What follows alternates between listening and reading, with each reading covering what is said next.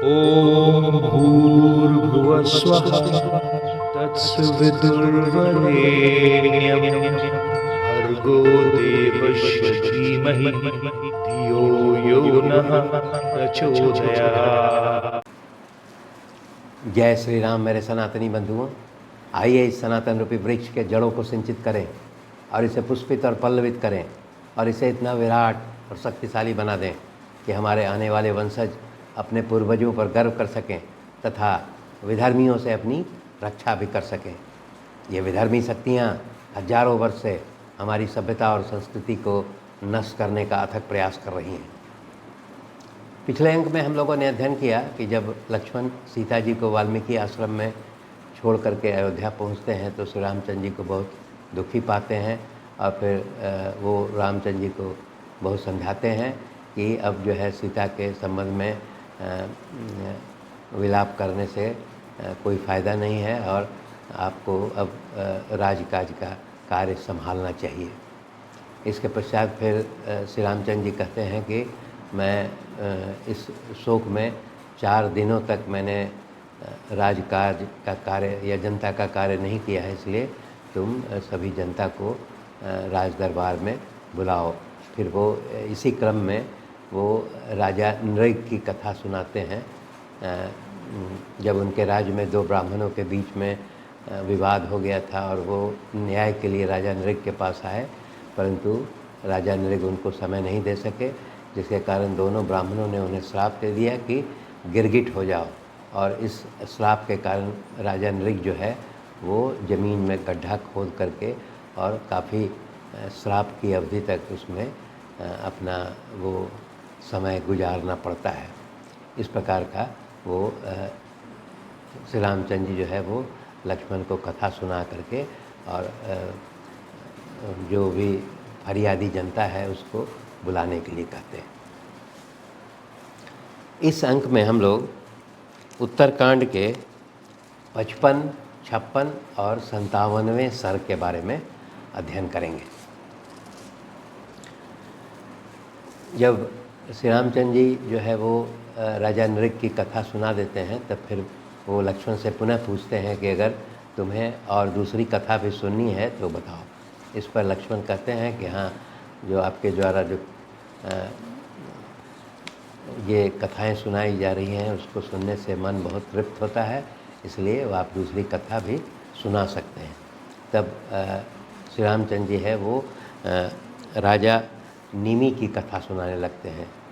वो बताते हैं कि इक्ष्वाकु वंश के 12वें संतान राजा इक्ष्वाकु के 12वें संतान का नाम था राजा निमि। इक्ष्वाकु को कुल 100 पुत्र थे। योग्यता में उनका क्रम, निमि का क्रम तो दूसरा ही था, परंतु अवस्था के क्रम में राजा निमि का क्रम जो है वो 12वें पुत्र के रूप में जाना जाता है। श्री राम जी बताते हैं कि राजा निमि जो है वो गौतम आश्रम के निकट एक देवपुरी के समान उन्होंने नगर का निर्माण कराया था और उस नगर का नाम उन्होंने बैजयंत रखा था। श्री रामचंद्र जी बताते हैं कि चूँकि इंद्र के द्वारा जो बसाया गया नगर है उसका भी नाम बैजयंत है, इसीलिए उसी के समानता के हिसाब से राजा निमि ने जो है वो उस नगर का नाम बैजयंत रखा था। तो वो बताते हैं कि एक बार की बात है कि पिता इत्यादि महर्षि लोगों से विचार विमर्श करने के पश्चात राजा निमि जो है वो अपने यहाँ यज्ञ का आयोजन करते हैं और उस यज्ञ में जो है महर्षि अत्रि, अंगिरा और भृगु इत्यादि ऋषियों को भी आमंत्रित करते हैं। इसके पश्चात वो राजा निमि जो है वो महर्षि वशिष्ठ से अनुरोध करते हैं कि वो उनका यज्ञ संपन्न कराएं, परंतु महर्षि वशिष्ठ उनसे कहते हैं कि तुम्हारे पूर्व जो है इंद्र ने मेरा वरण कर लिया है, इसलिए मैं सर्वप्रथम इंद्र का जो है यज्ञ पूर्ण करूँगा, उसके पश्चात मैं तुम्हारा यज्ञ पूर्ण करूँगा। इतना आश्वासन दे करके वो इंद्र के यज्ञ में लग जाते हैं। इधर जो है वो निमि जो है, राजा निमि, वो महर्षि वशिष्ठ का इंतज़ार नहीं करते हैं और वो महर्षि गौतम को आमंत्रित करके अपना यज्ञ पूर्ण करवा लेते हैं। जब उधर महर्षि वशिष्ठ जो है इंद्र का यज्ञ पूर्ण करने के पश्चात राजा निमि के पास पहुंचते हैं, तब उनको मालूम होता है कि मेरी अनुपस्थिति में महर्षि गौतम ने जो है वो राजा निमि का यज्ञ पूर्ण कर दिया है। तब वो बहुत क्रोधित होते हैं और क्रोधित होकर के वो कुछ समय तक इंतज़ार करते हैं राजा निमि का, और उसके पश्चात जब उनसे मुलाकात होती है तब वो क्रोधित होकर के कहते हैं कि तुमने मेरी अवहेलना की है और तुमने मेरी अनुपस्थिति में महर्षि गौतम से जो है वो यज्ञ पूर्ण कर लिया है।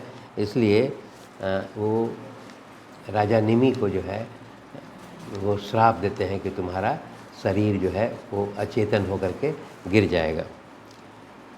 इस पर जो है वो राजा निमि जो है वो भी कहते हैं कि हे महर्षि वशिष्ठ, मुझे आपके आगमन की जानकारी नहीं थी, इसलिए मैं सो रहा था और आपने इतना क्रोध में आकर मुझे इस प्रकार का श्राप दे दिया है, जो कि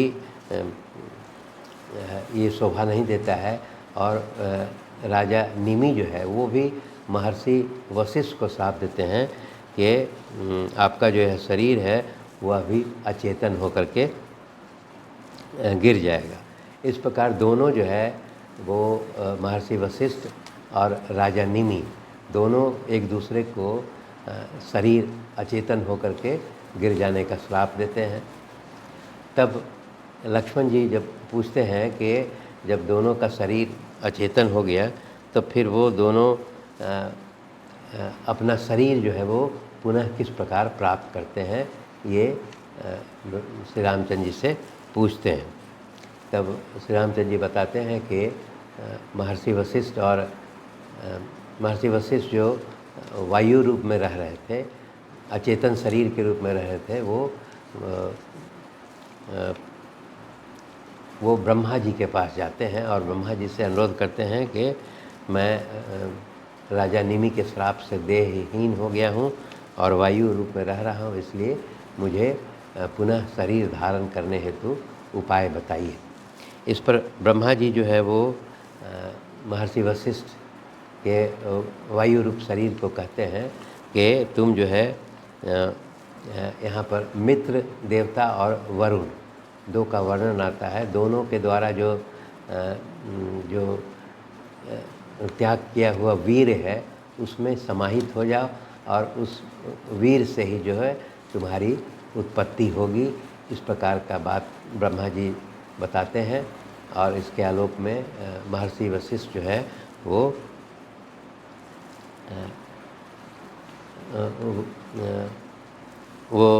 वरुण के राज्य में जो है वो वरुण लोक में जाते हैं। यहाँ पर फिर वो श्री रामचंद्र जी बताते हैं कि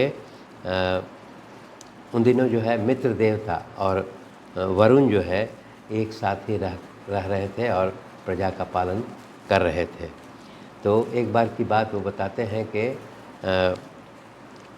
एक उर्वशी नाम की जो अप्सरा थी, तो जो उर्वशी नाम की अप्सरा थी वो उस पर जो है वो वरुण देवता मोहित हो जाते हैं और मोहित होकर के समागम के लिए अनुरोध करते हैं। और वो तब उर्वशी जो कहती है कि चूँकि आपके पूर्व ही आपके मित्र देवता जो हैं उन्होंने मेरा वरण कर लिया है, इसलिए मैं आपसे समागम नहीं कर सकती हूँ। इस पर वरुण देवता जो है वो कहते हैं कि अगर तुम मेरे साथ समागम नहीं करना चाहती हो तो मैं अपना जो है वीर जो है वो एक कुंभ था उसमें वो अपना त्याग करने की बात कहते हैं और उर्वशी उसको स्वीकार कर लेती है। और इस प्रकार जो है वो वरुण जो है अपने तेज समान वीर जो है उस कुंभ में स्थापित कर देते हैं।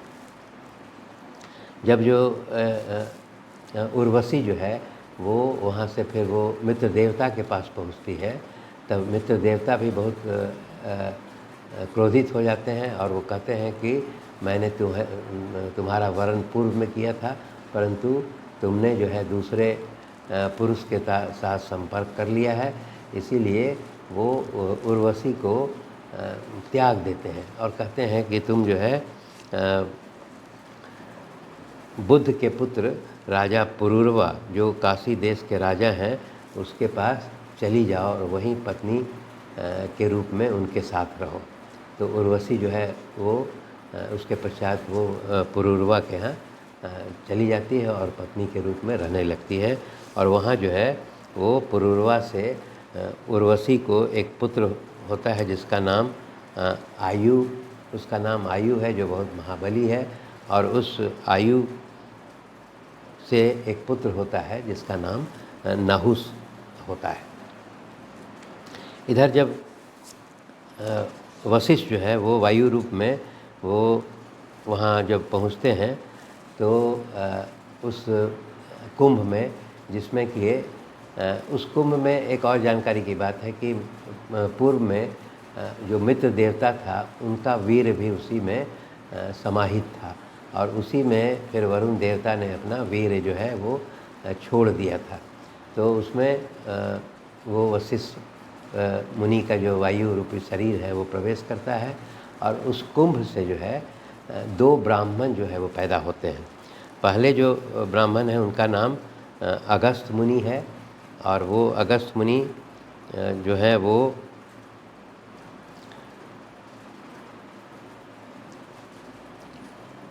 पहला जो ब्राह्मण पैदा होते हैं उनका नाम अगस्त्य मुनि है और उसके पश्चात फिर वो दूसरे जो ब्राह्मण जो पैदा होते हैं उनका नाम वशिष्ठ है। इस प्रकार ये हम लोग देखते हैं कि इसमें जो आज के आधुनिक विज्ञान में बाहर का जो पुत्र पैदा करने का जो विज्ञान है वो भी प्रतीत होता है कि उस ज़माने में भी इस प्रकार का कोई विज्ञान रहा होगा। तो उस कुंभ से जो है वो अगस्त्य मुनि तथा महर्षि वशिष्ठ जो है उस मित्र देवता और वरुण देवता के वीर से दोनों उत्पन्न होते हैं। तब इसके पश्चात जो है वो जो महर्षि वशिष्ठ जो वो वहाँ से पैदा होते हैं, तब महर्षि वशिष्ठ को राजा इक्ष्वाकु जो है वो अपने पुरोहित के रूप में उसको स्वीकार कर लेते हैं। इधर जो है निमि जो है वो उनका शरीर जो है वो वायु रूपी हो गया था। उनके शरीर को जो है वो जो उस समय के जो श्रेष्ठ ब्रह्मर्षि थे या सेवक थे वो विभिन्न प्रकार के गंध पुष्प तेल इत्यादि में जो है उनके शरीर को सुरक्षित रखा गया था और उसको फिर वो सभी जो ब्राह्मण गण थे और पूजा का यज्ञ को पूर्ण कर रहे थे। तब यहाँ पर जब यज्ञ जब पूर्ण होता है तब वहाँ महर्षि भृगु जो हैं वो प्रसन्न हो जाते हैं और राजा निमि से जो है वो वरदान मांगते हैं। वो कहते हैं कि मैं तुम पर प्रसन्न हूँ, तुम कोई भी वरदान मांग सकते हो। तब यहाँ पर जो है वो राजा निमि का जो जीवात्मा है, जो वायु रूपी शरीर है, वो यह वर मांगता है कि मैं समस्त प्राणियों के नेत्रों में निवास करूं। इस प्रकार फिर वो महर्षि भृगु जो हैं और वो उनको उनकी इच्छा अनुसार इसी प्रकार का वरदान देते हैं। इसके पश्चात यहाँ पर दिया गया है कि राजा निमि का जो शरीर जो है वो तेल और विभिन्न प्रकार के गंध और पुष्पों में जो सुरक्षित रखा गया था, उसको उनके शरीर को बलपूर्वक मथा जाता है। अब ये कौन सी प्रक्रिया है, उस शरीर को का पूरा मथना जो है वो मंथन होता है। और उस शरीर के मंथन होने से जो जब मंथन उनके शरीर से मंथन किया जाता है तब उनसे एक महातपस्वी मिथि नाम का जो है वो पुत्र उत्पन्न होता है। और वो चूँकि इनका जन्म जो है वो विचित्र प्रकार से राजा निमि के शरीर के मथने से हुआ था, इसीलिए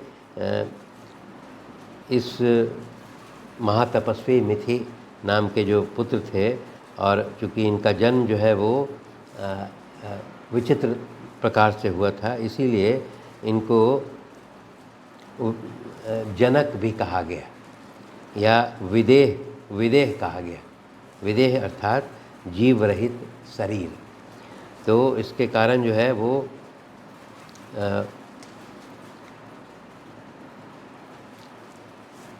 इस प्रकार रामचंद्र जी बताते हैं कि इधर जो है वो निमि जो है उनके शरीर के मथने से जो पुत्र हुआ वो मिथि कहलाया, जो बाद में जनक के नाम से भी वो जाने गए। और वही